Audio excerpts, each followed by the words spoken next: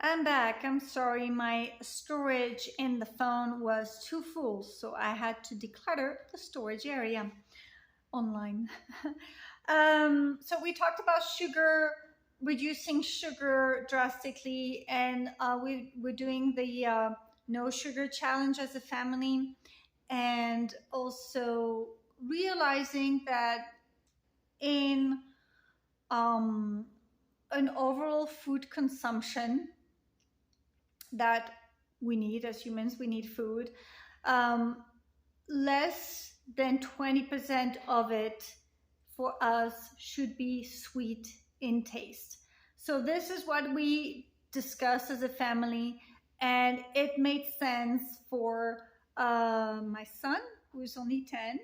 He came up with that number too, and that's the intuitive number that he came up with, and that's the intuitive number that I came up with, and my husband came up with the number 25% or less. So we're more or less in agreement collectively about the right amount of sweet tasting things in our life in general. The bulk of it needing to be savory or bitter or, anyways, not sweet tasting. So that was we had a lot of very interesting discussion. And if reducing your sugar consumption is something that's important to you, please share in the comments and tell us what your thoughts are and what's been helpful to you to feel healthier and to create the right conditions in your family, um, well, in your personal health and for your loved ones as well. I think I was on I'm starting number 8 now, which is to avoid self care. I have a tendency to prioritize work and my to dos and the things that need to be checked off my list, and my self care to come last if I still have the time and the energy to do so. And what I have um, I've done better at doing is prioritizing my sleep and resting and moving and being in nature. These are the things that are important that I consider self-care. And so if I feel very tired because I've had I woke up at 7 a.m., I worked from 9 till 5, then I am doing dinner. And so if um, my day has been pretty full mentally and emotionally, it's okay if I don't do high interval training at home as part of my exercise routine. It's okay that I skip it. It's okay that don't go on a walk if I've had a very full day, and instead what my body really wants is to lie down or sit down in the sofa and have an early bed, a bed night routine instead. But then again, at times I need to balance the sedentary part of my life and force myself to go on a walk, to be in nature, to look at the sky, to look at the birds, and to be moving and outdoors, even if it's snowing, even if it's raining, even if it's windy. So that's what I call self care, and that's very personal to each and every one of us. So prioritizing a self-care routine that is not rigid is has been my focus this year. This leads me to number 9, which is to avoid rigid routines. I have tried so many times to set myself a strict morning routine and a strict evening routine, and turns out it's too much. So rigidity is something that I have not that I've quit basically in this first quarter of 2025, and instead I'm going for slow, flow, simple. Simpler life, slower life, and also flowing life. And so it's okay that I don't have rigidity every single day of my life. I'm okay with that. Number 10, starting new projects without finishing the existing ones. As we move to this new house, there are a lot of projects that are on the horizon for the inside of the house. It needs some upgrades, nothing that cannot wait. And the outdoor, the yard is basically a blank, dusty yard. So it needs a lot of work, and we also need to protect the foundation of the house from water and dirt that has been sloping towards the foundation. So this is the main yard project, and there are many other yard projects that will be on the horizon for us, but limiting the house project to the yard and protecting our foundations and creating a retaining wall so that the dirt doesn't keep on coming towards the foundation is our main priority. But I have many other ideas for projects and things to do. I have decided to stop myself from starting them. Yes! So, high five to me. Yes, I could organize some travel. I could do more things with my business. I could create new health routines. I could organize and simplify my house some more. I could sell those storage containers that came on our land that are ugly and useless. I could do all these things, but I'm finishing the retaining wall project first. Then we'll see what the next one's going to be. Number 11, looking for deals. I've quit looking for deals. Yes. Looking for the cheapest product. Like if you decide you want a product, you need a product, looking around, shopping around, seeing what's the best deal possible. I've quit doing that. It has been really a waste of my time to overthink about those things. And my time is my most precious asset. So looking for deals is not something that I care to do anymore. Therefore, if I need something, it's because I truly need it, and I will pay the price for it. I'm not going to shop around and spend hours comparing prices here and there. I've decided it's really not worth my time. And also, it's too much time spent in front of the computer or driving around from one store to another. I quit. And it feels great. And this leads me to number 12, which is weaning myself off of Amazon shopping. Any kind of online shopping, but Amazon shopping is really the only online shopping that I do.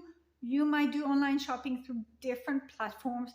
I have in the past, done IKEA shopping. I've done Target shopping online. I may need to do Home Depot shopping when I do a big DIY project. But Amazon shopping is the one that I've had for years. I am a Prime membership or a Prime member, so I get the free shipping. And regularly, I would go on Amazon and I would look for things to buy. And so, weaning myself off of buying on Amazon completely is my goal for this year. And I've done pretty good. It does require some planning because there are things that I'm used to buying on Amazon, like some high quality supplements and high quality like shampoo and dish soap that are biodegradable and scent free and without harsh chemicals that I can buy in bulk, or that I can buy um, free of too much plastic. Although the reason why I do want to stop Amazon is that I want to limit packaging, excess packaging, and the shipping, um, and the consequences it has on um, pollution in general. So every time I do order something, it's being delivered, it's being driven specifically to my house. Whilst it's very convenient, it is very wasteful in terms of gas, in terms of packaging.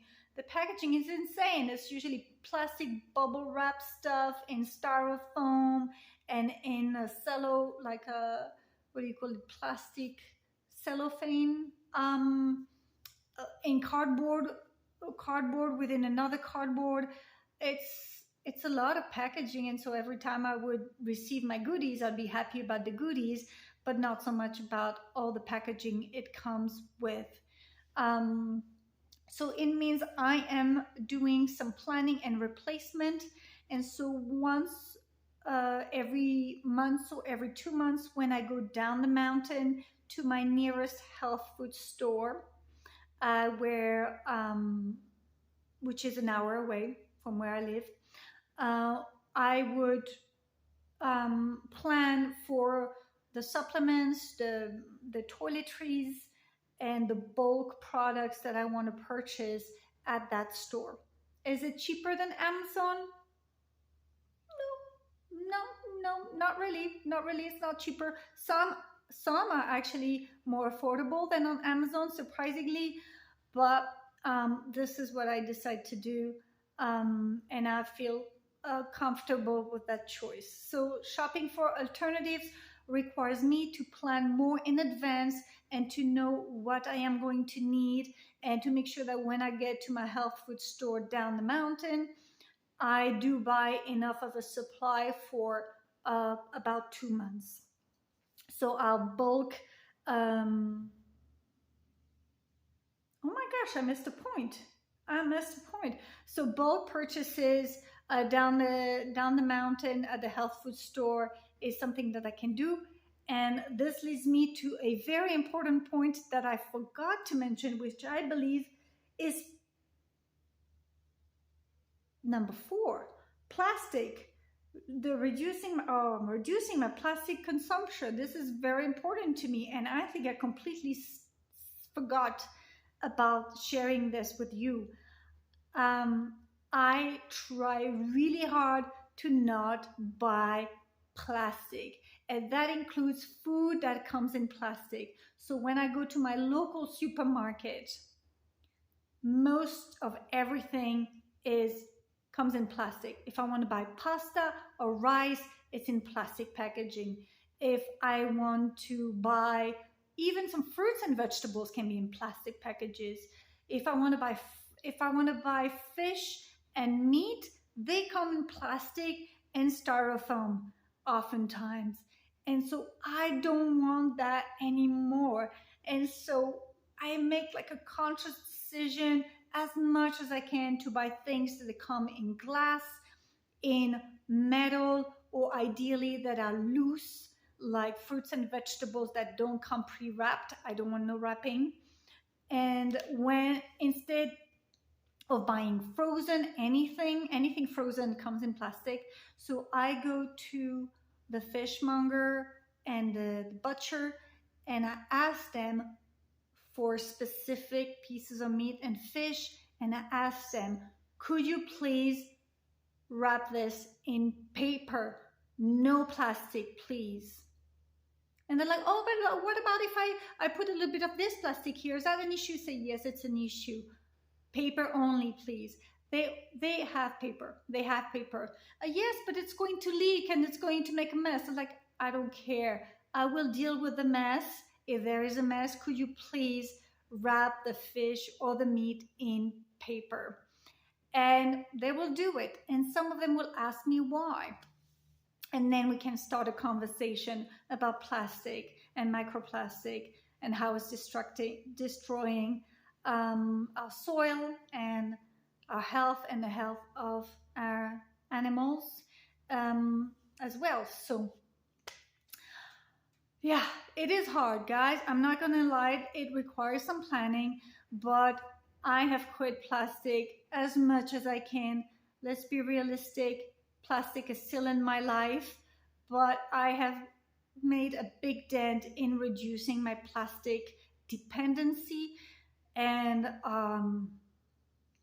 I've switched it with buying at the bulk section of the health food store that's an hour away from our house, and um, and and also bringing my own containers.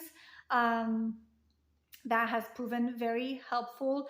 But if your local supermarket does not want you to use your glass jars or your container to refill things in, you can ask them to wrap it in paper.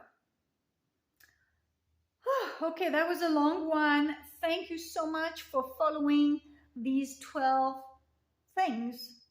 I do believe it's 12 that I've already quit to simplify my life in 2025. It is not black and white, and I will be continuing my efforts to simplify, and it's been a good process. So what are you looking to simplify this year, and how well are you doing on your objectives and your intentions? Best of luck, and please comment, share this video, forward the link on your social media, and if there was one thing you wanted to simplify in 2025, what would that be? Share in the comments, and I will see you in the next video.